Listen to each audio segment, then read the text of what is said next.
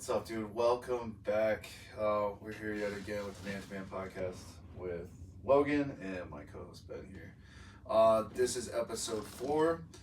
Strong body, clear mind. Why we all need to move more heavy shit. So topic. the theme, right, is strength is a form of therapy. I know if I said strength or weightlifting or working out was therapy, people would come at me in the comments. Honestly, we haven't had any bad feedback yet. I'm kind of waiting. I don't know if I can emotionally handle it, but I'm waiting for somebody to say something. It needs to happen. It needs to happen. I mean, we've gotten really good positive feedback. Like I showed you on our platform. Unfortunately, Apple's kind of dropping the ball with their analytics. No offense to Apple. Yes. Psych, no. Yeah. With the utmost disrespect, figure it out. But yeah, so I know you are a big proponent of exercise. I am myself. It's been a staple. I know personally in my life. Man, I think I started working out, like lifting weights at maybe 13 when I was going into high school. But I did it for sports, like working out that way, like strength conditioning, stuff like that, whatever it was back in the day. That's kind of how I got my toes into the fitness realm. How did you get in? Wow. It's very active, very outdoorsy when I was a kid, until I discovered marijuana. Sure. And then I slowly went downhill really fast. But in high school, I took those are my favorite classes, were the weightlifting classes. Yeah, I took weightlifting in high school too. I probably took 3 in one. My junior year, I took 3 weightlifting classes, and those were the only classes that I actually showed up in. And when I say show up, I mean like put effort into. Sure. The rest of my classes were like, well, the cooking class, culinary arts class, I loved. It was a great class. Ours was called a home ec. Home ec. Yeah. That was junior high. I don't know, dude. I went to a very small high school. No, actually, it wasn't that small. Small compared to the ones here in Salt Lake. Nice. So, only classes you showed up for were cooking and weightlifting. Hell yeah. Those are great. Dude, I honestly think weightlifting, training, sometimes running. I'll just honorable mention running. I like it when I like it, but 9 times out of 10 I hate it until it's done. Then I'm like, that was so great.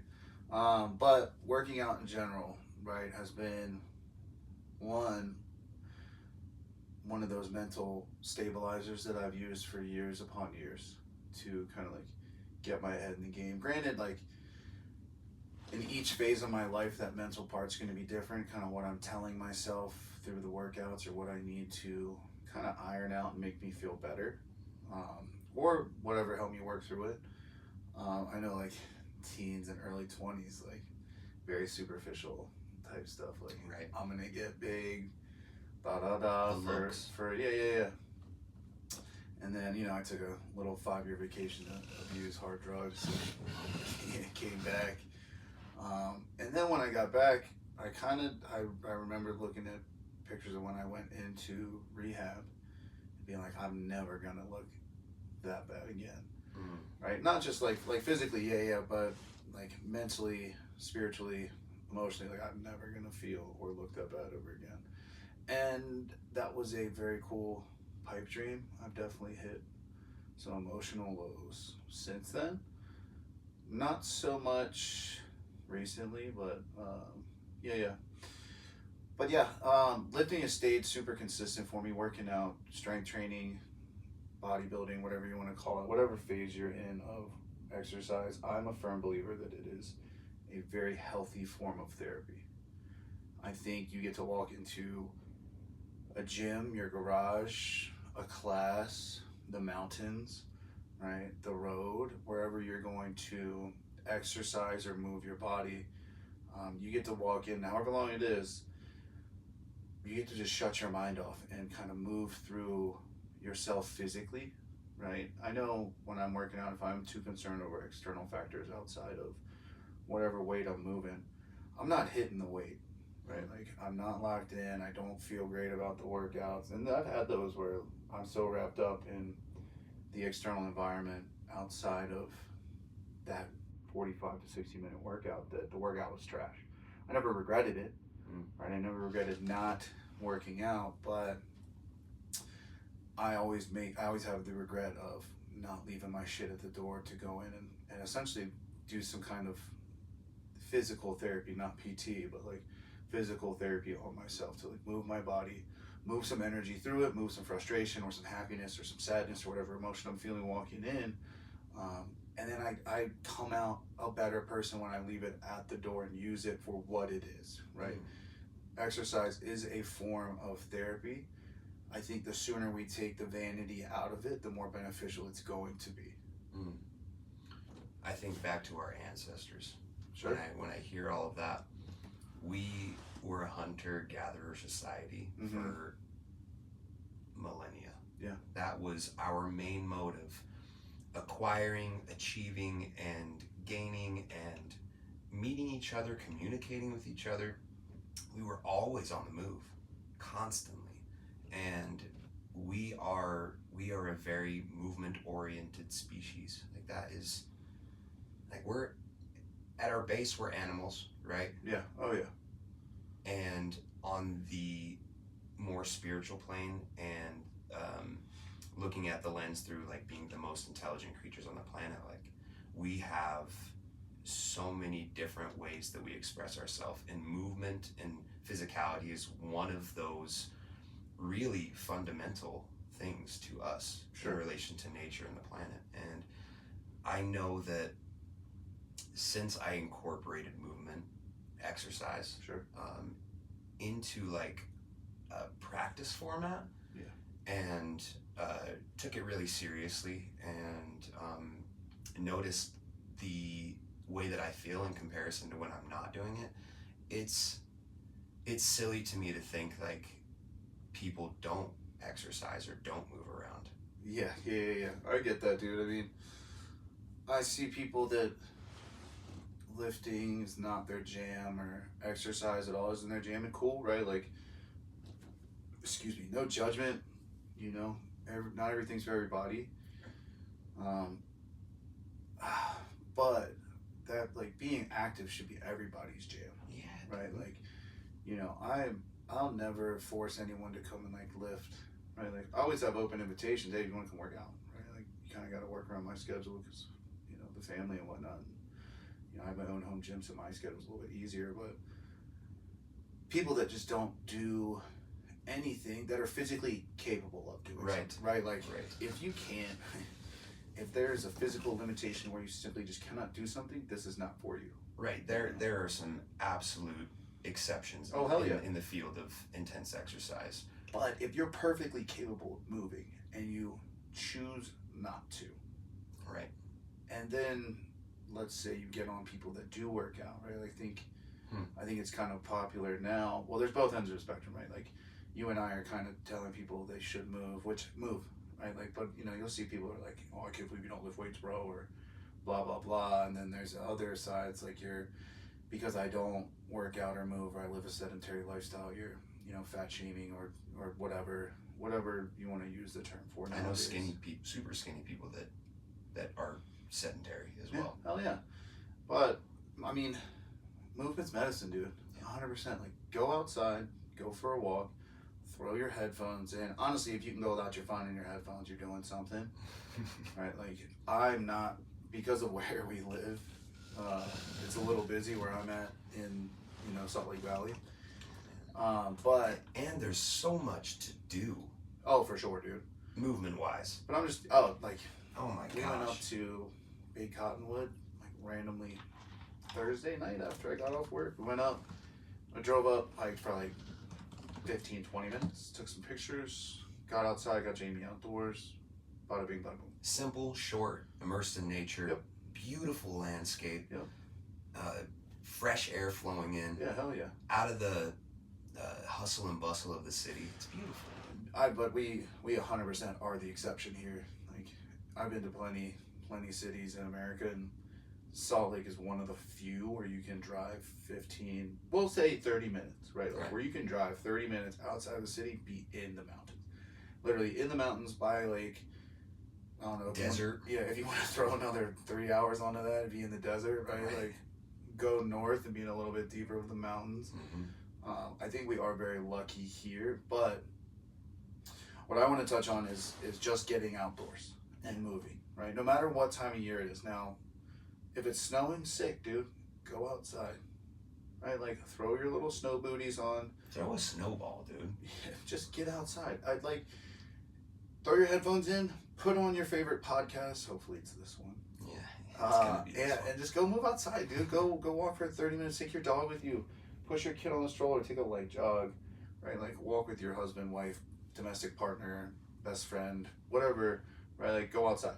If you're not gonna lift, not gonna run, right? Go outside or play a sport, right? Like get in one of those, 40 and under leagues or whatever they are.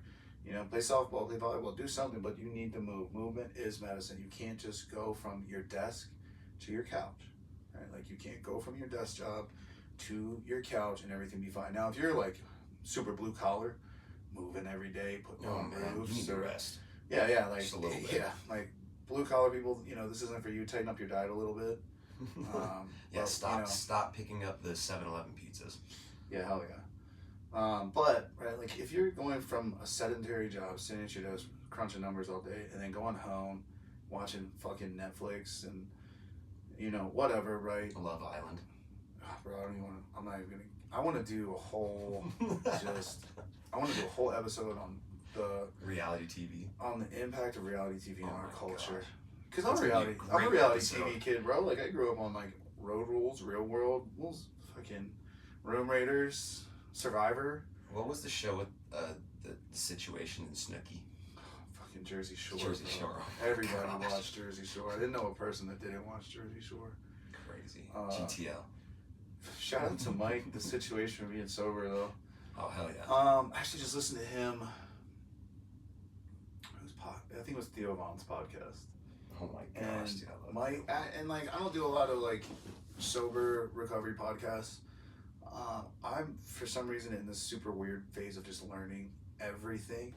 I'm not niche down by any means. Like, well, I was just listening to one about the decline of Britain's, was it their economic state? Yeah, bro. And then just everything. And then sent you one with DJ Shipley and like his fitness tests, and I'm all over the place with podcasts. Dude, the prison one that you sent me was so good. Yeah. I listened to that and it was captivating. Every second I was like kind of on the edge of my seat, like, oh my gosh. Yeah. This is crazy. That one was really good. Shout out to the Wild Chaos podcast. I hope you guys hear this. I'm a supporter, trying to get Ben on the bandwagon. But yeah, tangent. Here we are. So. Movement is medicine, right? That was mental movement, what we were just doing. Yeah. Oh hell yeah. Yeah, read a book too. Yeah. Right. Like read a book, read some manga, read some poems, read the Bible. I don't know, Quran. Just read. Just fucking read, dude. It's not that bad. I promise you. I spend more time reading than I do watching TV these days, and that's awesome. Picked up my books this morning. The Creative Act by Rick Rubin and oh my gosh, The 48 Laws of Power by Robert Greene. What was the one I had? It's not the 48 Laws, it's the 365 day read. Or 300, it's either 365 or 366 lessons. It's either lessons or laws by him too. That it's got one for every day and it jumps through different categories. I love books where you can read like a single, like a couple pages or like a chapter for each day, right? It makes reading enjoyable. I like those in the morning. Right, same. Like at the end of the day when I'm trying to like wind down, I get into books. Right. And I need to get a couple chapters in. Exercise is like that for me. Yeah. Right. Hell yeah. I don't like to hardline through every single thing, and what I'll say, trailing back to the emphasis of this episode, right? So, utilizing exercise as a therapeutic remedy for other stuff that's going on in your life, or maybe even like trying to balance out stuff physically or image wise. Sure.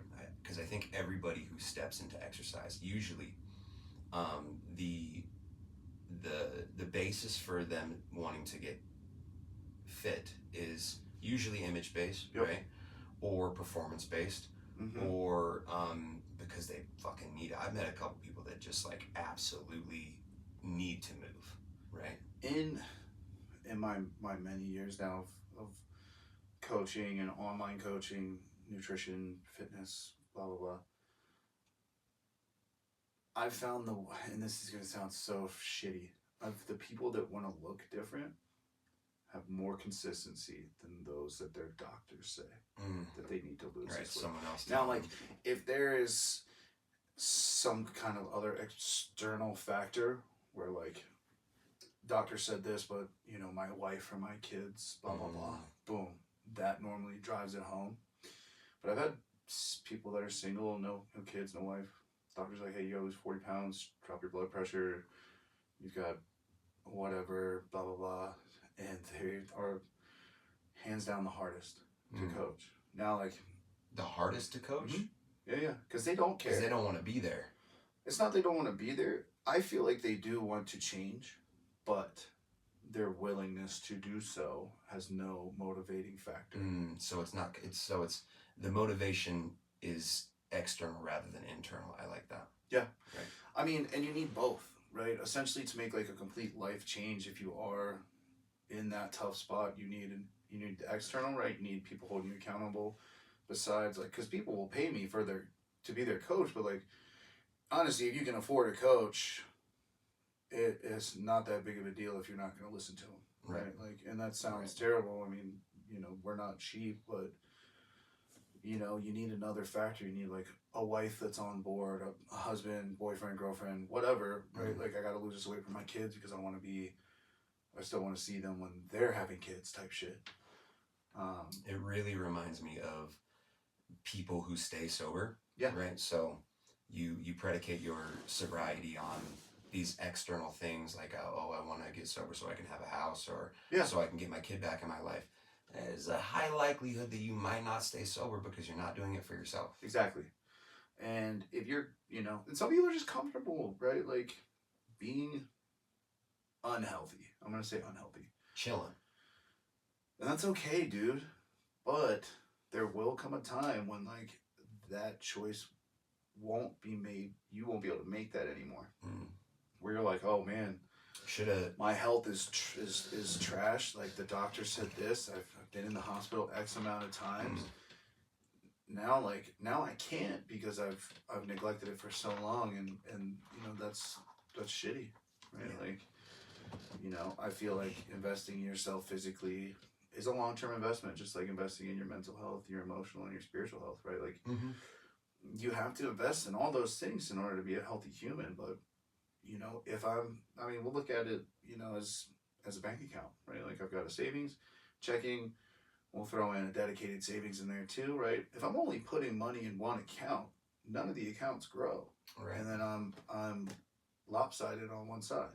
If I'm throwing money into each account equally, then like I'm building a nice diverse portfolio, right? I've got some money in there.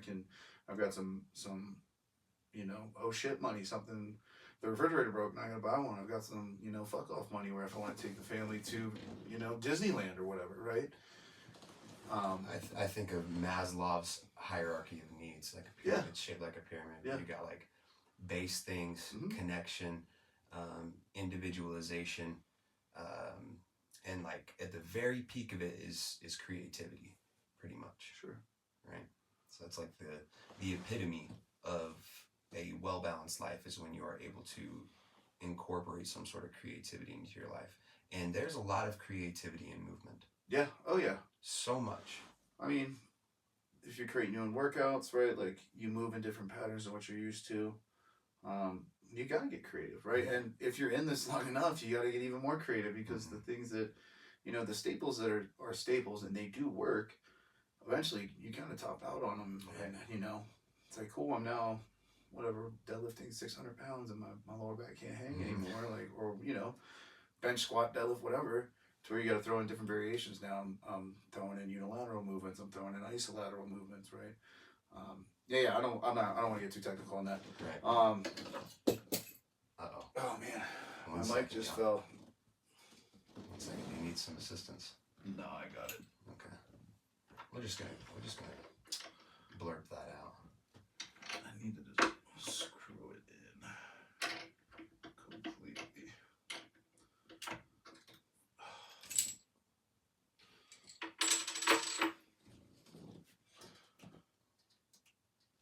All right. You're gonna pause it?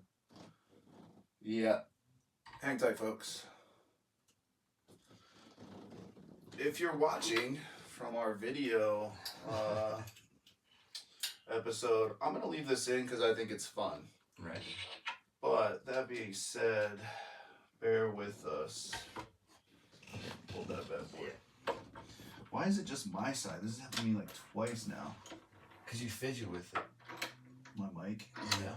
It has to be that. Alright. Sick. Alright. Thanks for staying with us. I don't even know what we were talking about. Well, I think that's a I haven't started recording yet. I think that's a perfect reason to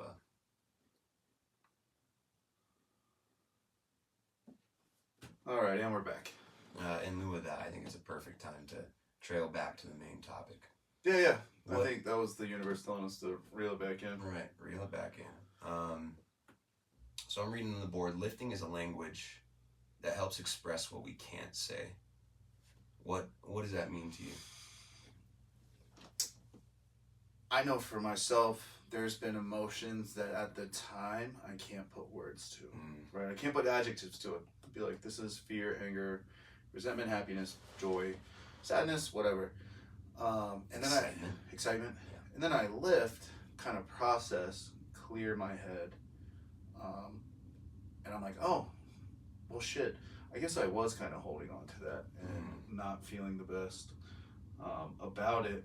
Now maybe I should have that conversation with that person, or I made a judgment out of anger or happiness, and I agreed to something, or I said something I shouldn't have. Dude, angry days are leg days. Leg days? Yeah, for sure. Oh my gosh, because you are so obliterated after like a really heavy and prolonged leg day. Yeah. Like you can't. There's no way on the other side of that super intense exercise, using the majority of all the muscles in your body, that you are going to be feeling the exact same on the other side, especially if you work out at intensity. Yeah, leg days suck, dude. Yeah.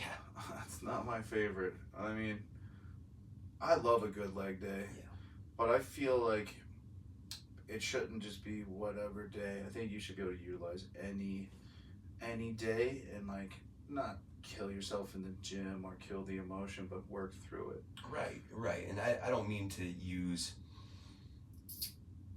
the term leg day as some sort of like escape, but I notice especially when I'm incorporating every single part of my body, which usually legs, like you're incorporating everything. Yeah. In a lot of ways. It really takes me out of that like stewing or that like, you know, recursive playing back the thing. And really just, I have to be focused. Yeah. I have to be in the moment. For sure. I mean, you have to. You need to in all your workouts, right? Like, or else you're going to get hurt. Of course. Or hurt someone around you if you're in like a group setting or even at the regular gym. One thing that just absolutely frustrates me, people will do a set and they'll hop right on their phone. Bro, just stay in it. Like, cool, if like the playlist you had isn't hitting, love it, switch that shit. If you're listening to like a DJ set or whatever, switch it. You know, I track most of my stuff on an app on my phone, but I'm waiting until I'm finished if it's like 4 sets of whatever, after I finish 4, I'm gonna go back and log. That way I'm not like locked out, right? Like I'm not like cutting that, neural connectivity that I have to my mind, to my muscles, to my body in general, to look down at my phone and disrupt that. Like, cool, like I'm gonna lock it up top in my brain, like, yeah, I just hit 80 for 15 or whatever, and then I'm just gonna remember it. And then I'll go back, boop, put it in, like, oh, this playlist isn't working. Well, I got my little rest blocks between, working periods. I'll change it. But like I used to see it all the time at commercial gyms. They'll get on their fucking phone and they'll start scrolling like social media. Right. Like, how much of an escape do you need from an escape? Oh my gosh. Right. EOS, right? So I have a membership there that I actually rarely use now. Dude, I haven't walked into EOS since like March. Yeah. So my bad. Hopefully through this, someone that knows me is like, hey, let's go to EOS and make that membership worthwhile. Do you have the black one? I do. Yeah. Yes. Fucking corporate gyms. Let's go. I know. Anyway, I noticed that exact same type of behavior. The other thing that I noticed the most with commercial gyms is the mirror, right? Yeah. So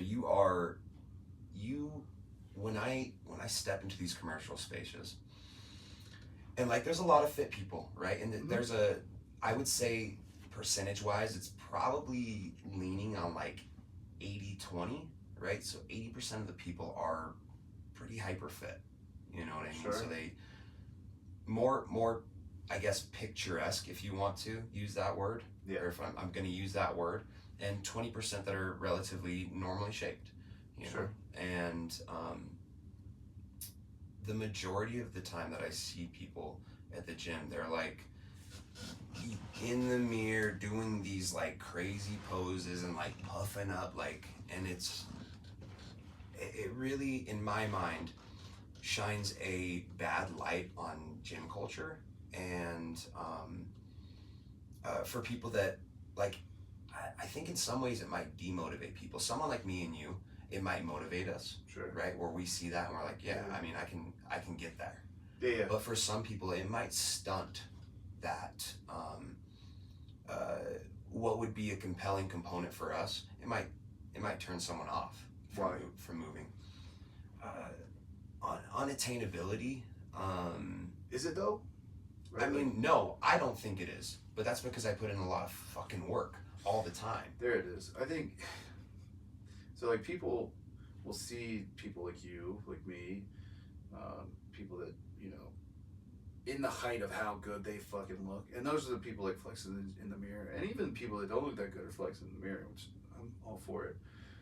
I think people think, oh, that's gonna be quick and easy, right? Right. Like, I mean, at the height. How'd you do it? Yeah. What you taking? At the height of like my bodybuilding, when I was like 230, it took me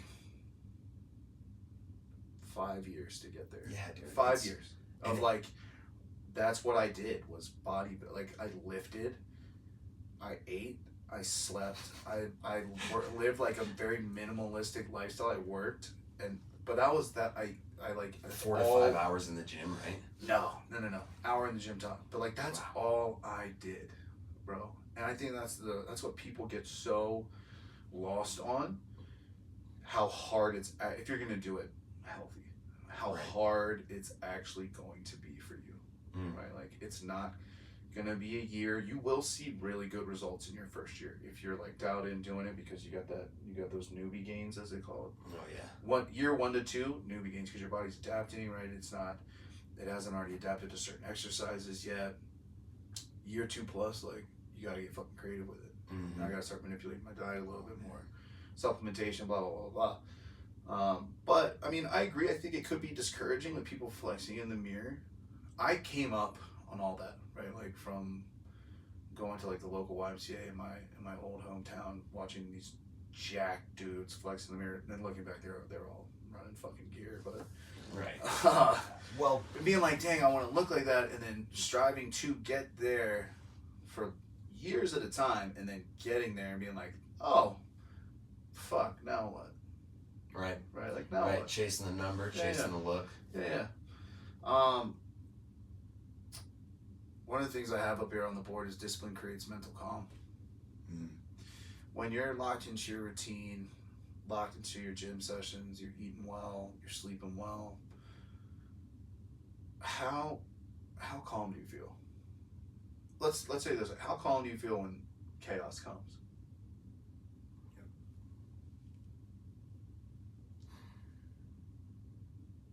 It seems like the last 3 years there's been an undertone of chaotic current that's been rippling through, and I have been able to navigate that chaos more effectively than at any other point in my life. At any other point. Like, and I'm hit with the chaos and I alchemize it real quick. I go and do something.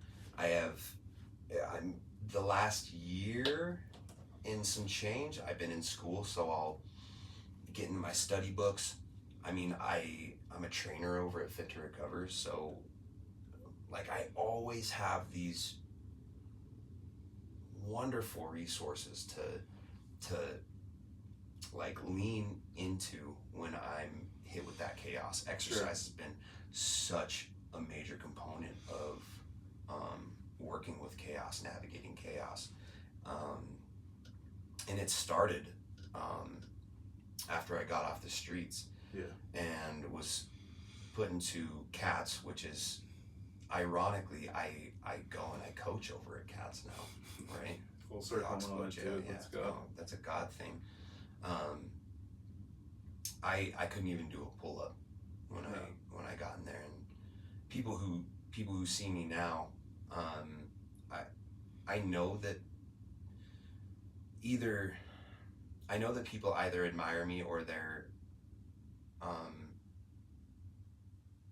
kind of not disturbed. What's a good word for it? I'm admired in a lot of ways for my physicalities. I'll just stick with that. And it took me a long fucking time and a lot of hard work and a lot of failure. The word failure, in correlation with exercise, is such an important thing to experience for yourself. Like it humiliates you, right? There's humiliation associated with it, because it's like you can't push another out, right? You are in the act of failing, and I just got up and repeated that act of failure every single day. Because that teaches you resilience. And that is discipline is sticking with something until you get really fucking good at it, or until it becomes second nature or a part of your lifestyle or your habits. I know when I'm doing really good on like my sleep, mitigating stress, my meditations, prayer, hitting my workouts, dude, I'm calm no matter what happens. And I mean, Eliza will even tell you I'm one of the calmest people in chaos. Something that I know is true is that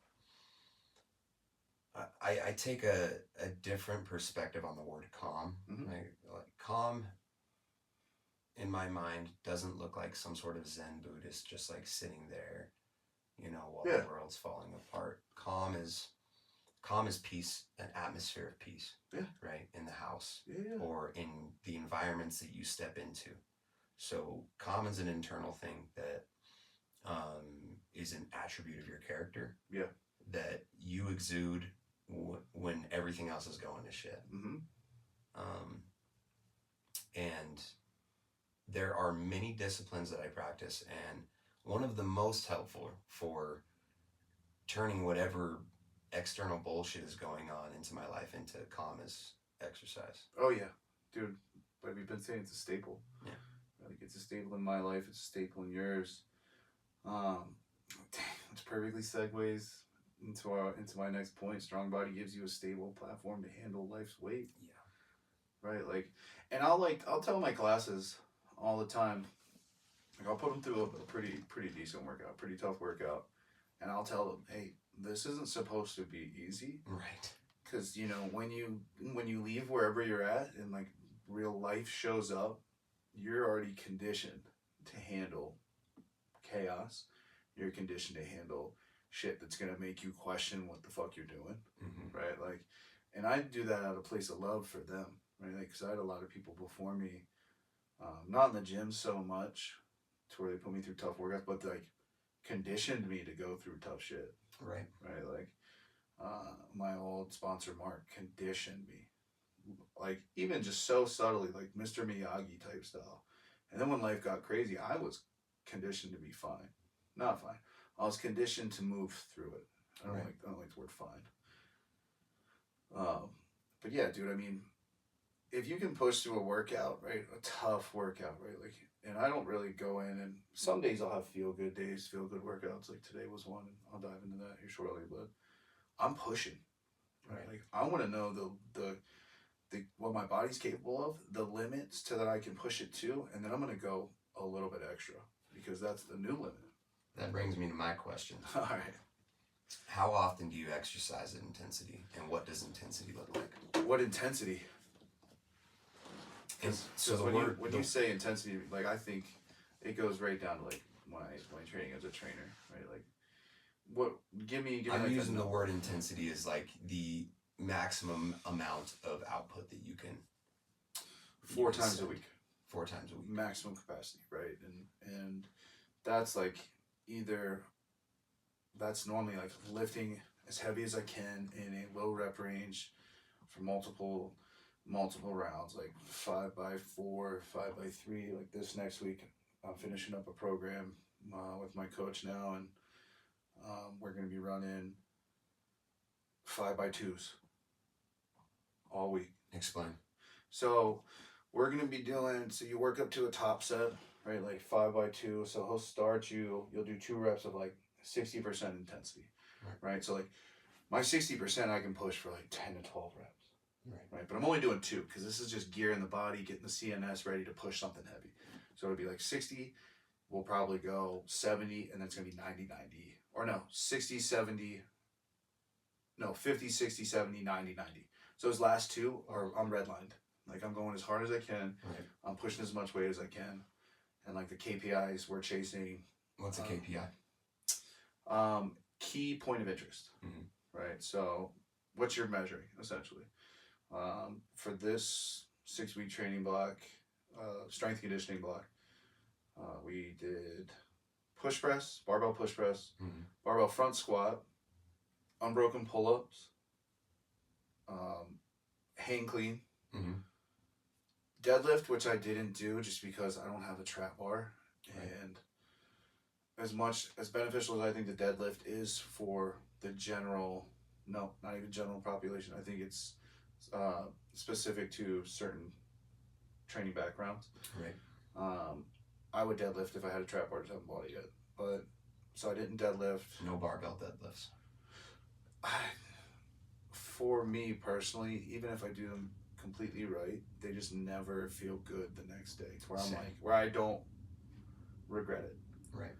And then the power clean, which essentially is a hinge movement just like the deadlift. So I was like, cool, I want to build. I'd rather have my power clean because it's so much. It translates so much more into total body than it does just my deadlift. Deadlift still hits upper, but it's more of that posterior. But I'm still smacking my posterior with holding that front squat position and my hang clean and my power clean. Well, it's also crazy how the power clean actually, I feel a lot less in my midsection pain the day after doing power cleans than I do heavy deadlifts. And I'm talking heavy deadlifts for the individual. Oh, dude, if it's like a kettlebell, I'm game. But dude, it's more my sciatic, like my sciatic nerve, and even with like all the mobility background I have now and all the stretching, you know, warming up, pre-mobility, post-mobility, I still just don't feel good the next day. Right? And it's central nervous system. Yeah, your CNS. Yeah. It's cool, right? If deadlift is your jam, I love that for you, dude. It's just not for me. Right, like, and I love trap bar. I love trap bar deadlifts though. I like the trap. It still hits your posterior, hits quads a little bit harder. And There's different modalities for everybody. But yeah, so once I finish that up, I think we go into a 2-week deload, and I love the coach that I'm working under now, but I think I need to slow down, right? Like I'm doing strength and conditioning now, like equip bodybuilding. I don't know. It's almost been 2 years, and there's another coach that's on the same platform. I did his like workout today. It was like a feel good workout where like it was bodybuilding. It was like dumbbell bench, incline rows, incline high row, tricep extensions, right. bicep curls, a little glamour, like preacher curl 21s. Yeah. But it was like no conditioning in there, right? But also no cool down, barely a warm up. I'm not judging. I'm sounding really judgmental right now, but I might do a feel good block for 6 weeks. Right. Just to give my joints a little bit of a break. I'm not redlining a couple times a week with the conditioning. Also with, what I do for work. I'm coaching multiple classes throughout the week. Some of those classes I work out with to where like I'm working out 6 days a week. Right. Oh. And it'd be cool. I'll pull a little 6-week feel good block and then that's until December, till the end of, no. Yeah, so that'll be like middle December when it would end, and then just hop right back into my gym strength conditioning. Yeah. That is I don't know, there's also a kettlebell coach there too. Like there's so many coaches on this platform, I just can't make my mind up. Like it took me a grip. It's better to have the variety and also not know what to choose and want to dabble and try a little bit of everything than to not do it at all, or to be so strict with something. Because who is that really? Is it Ronnie Coleman? I think it's Ronnie Coleman. Like that dude was the epitome of the greatest you could possibly be, right? Sure. The long-term damages of going that hard and using the things, the PEDs, whatever you want to call it.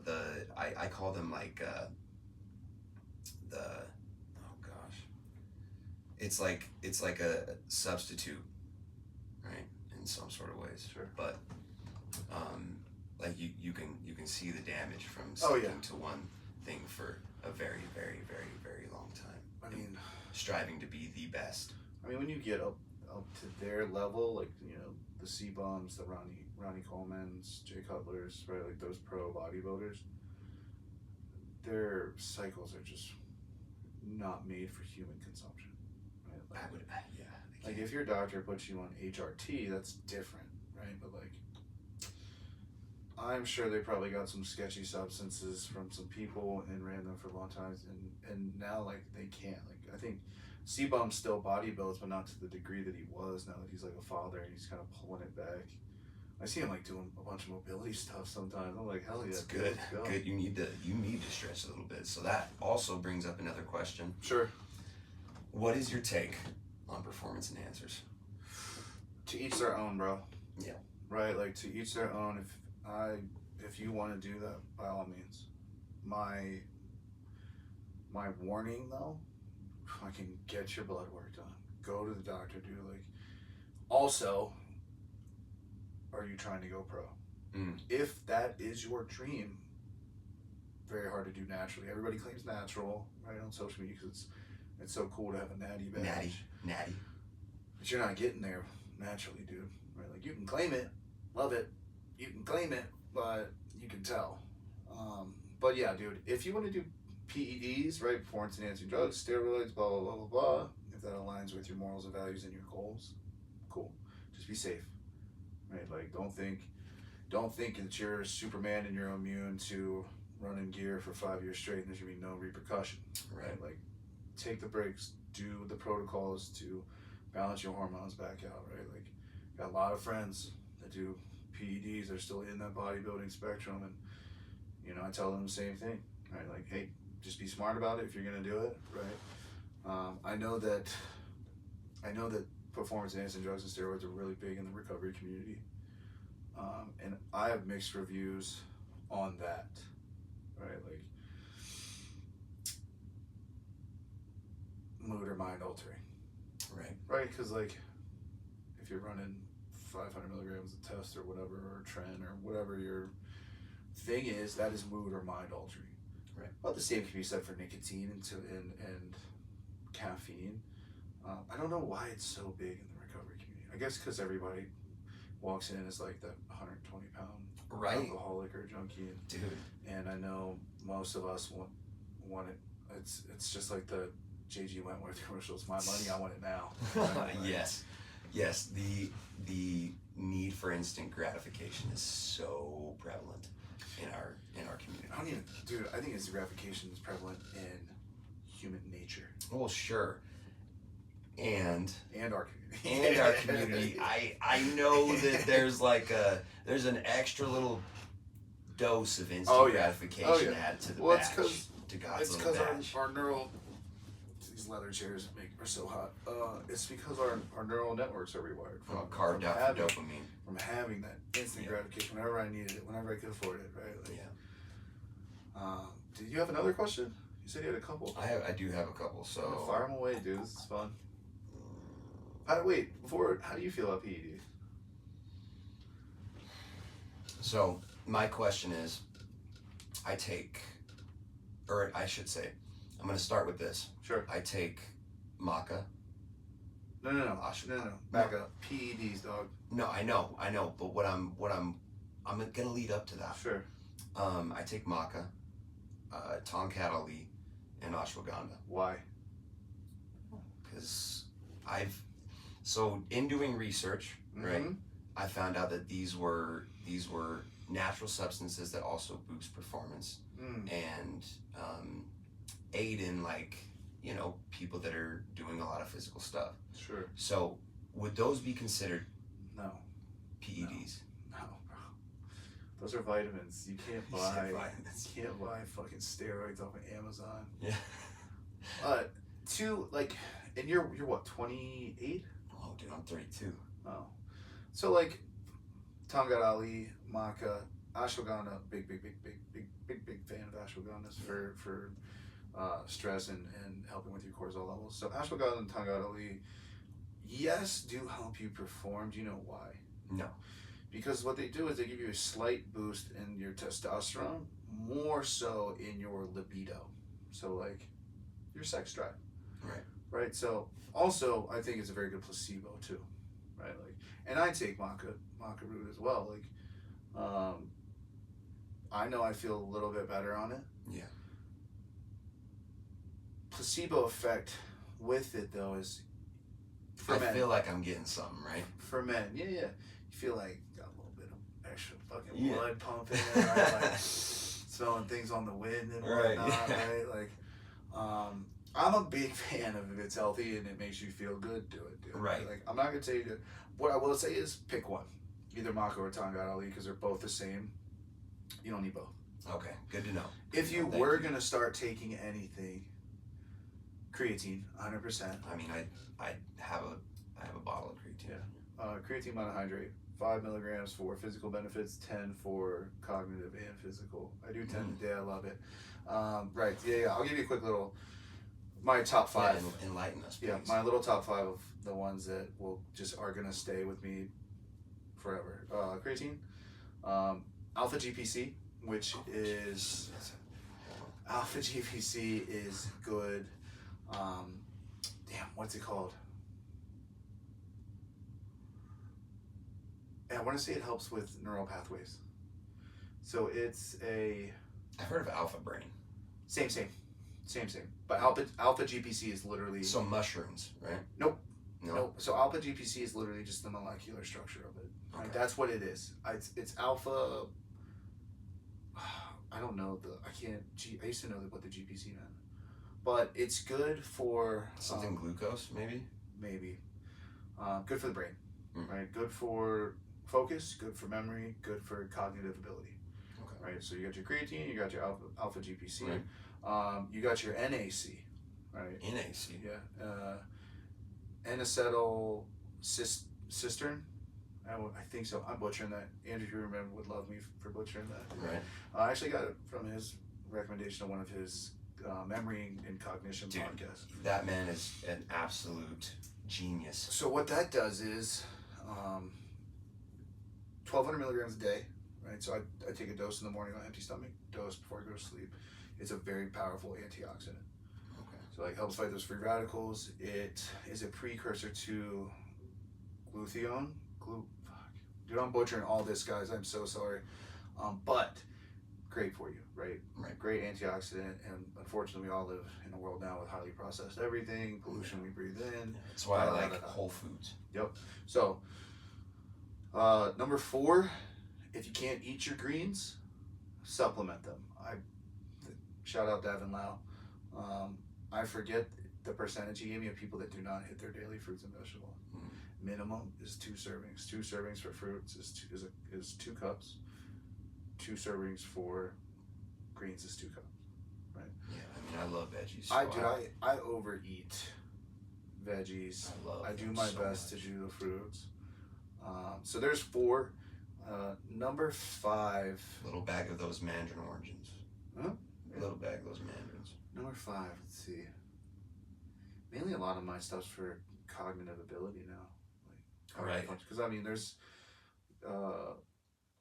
dementia in my family, so I'm trying to stay as much on top of it as I can. Would be another one that I would highly recommend, or that's just in my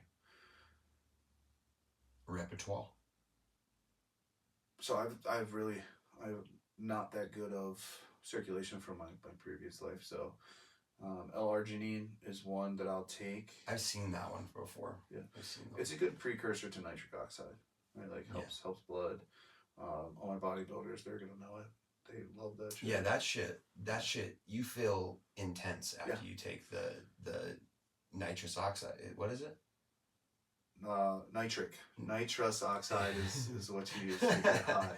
Nitric. Yeah, nitric oxide. Yes. So it essentially just expands blood vessels, gives you better pump.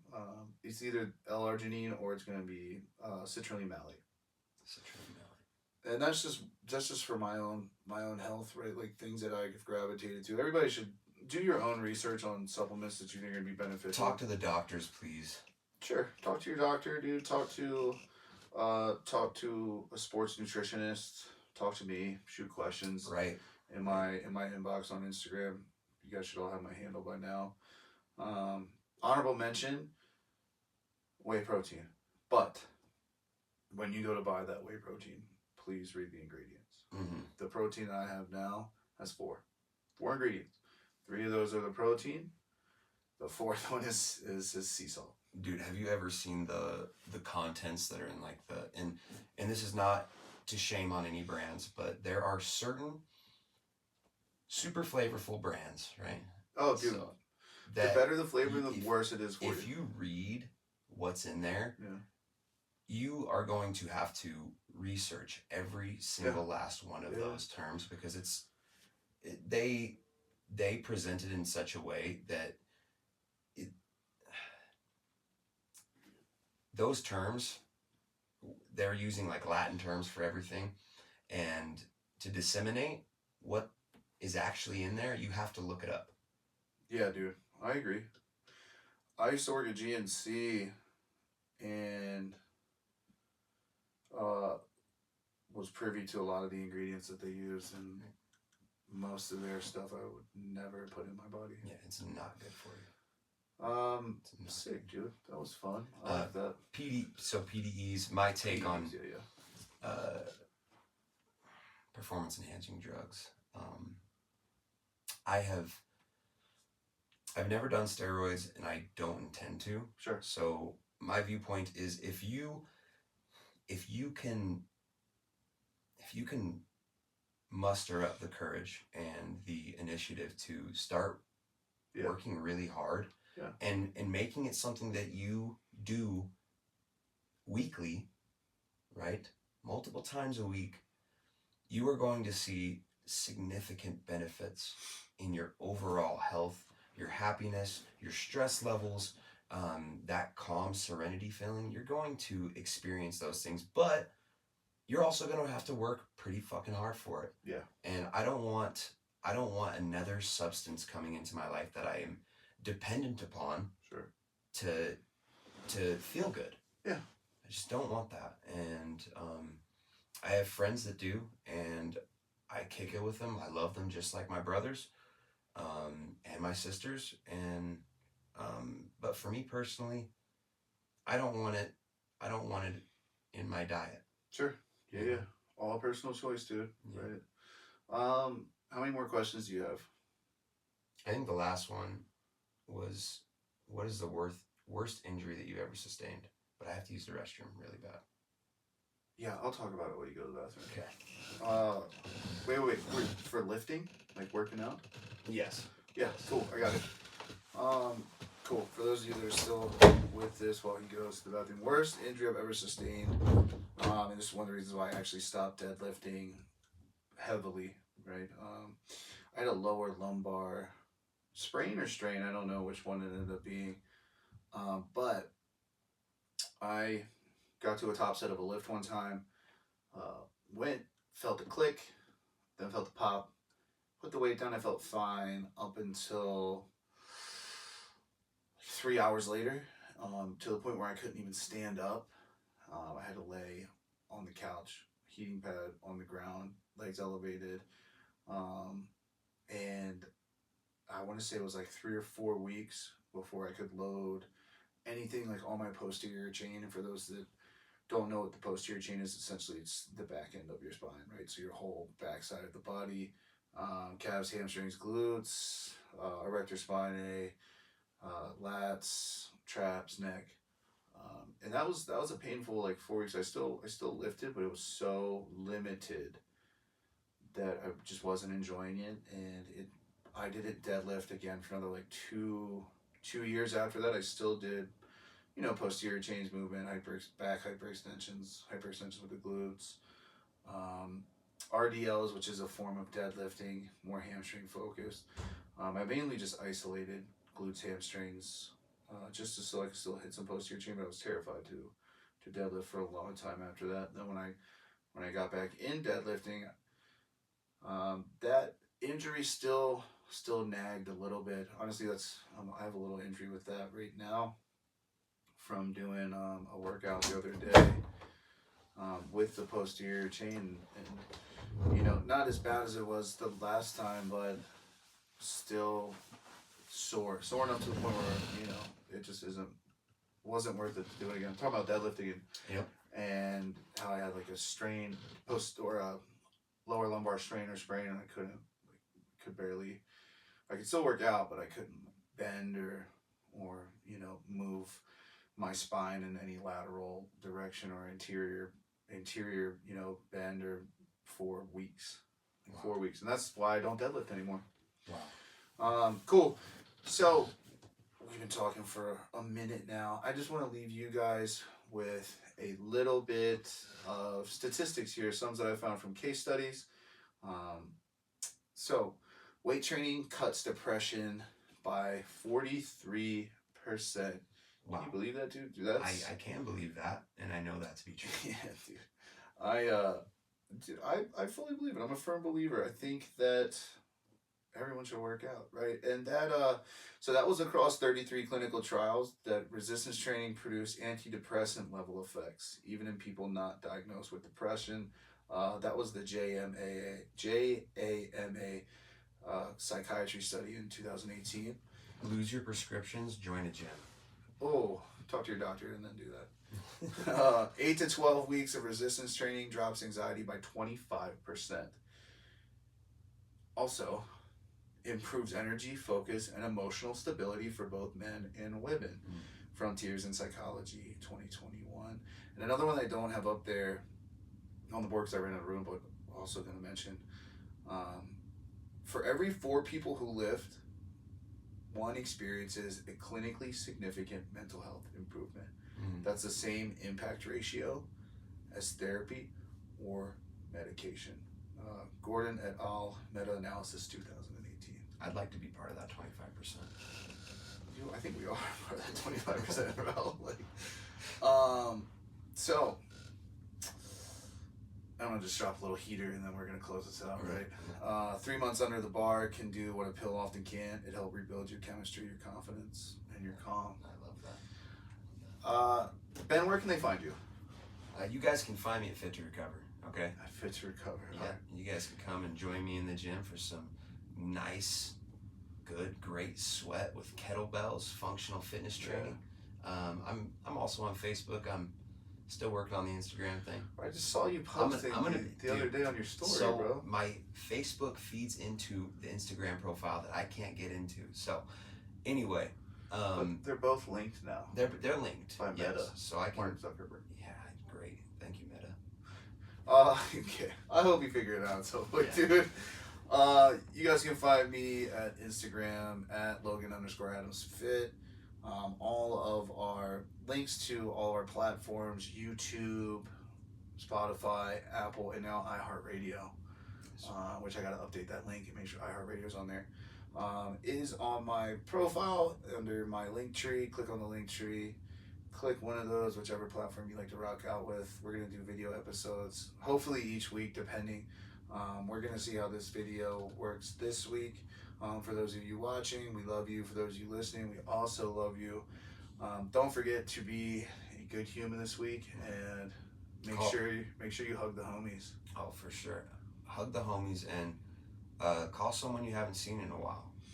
Hell yeah, bro. All right, we love you guys. We'll see you next. Oh, question. What's their question? Their question for the week. So yeah. We gotta keep doing it no matter, even if no one responds, we just gotta keep doing it. So the question that I originally had, give me 1 second, I'm gonna pull up my notes. Blah blah blah. I gotta go through. Well, it's okay. I gotta go through 25 episodes. They can hang on the airtime for a smidge. I'm also really excited for next week's episode. Not gonna drop any hints. I just need you guys to listen, like, share, subscribe. Send this episode to all the homies, guys and gals, anyone, right? We're trying to road to 1,000 streams is where we're going. What emotions are sitting inside of you because you're not moving your body? Right. And would it help if you did? Hell yeah. It definitely would help. All right, guys, we love you. We will see you next week.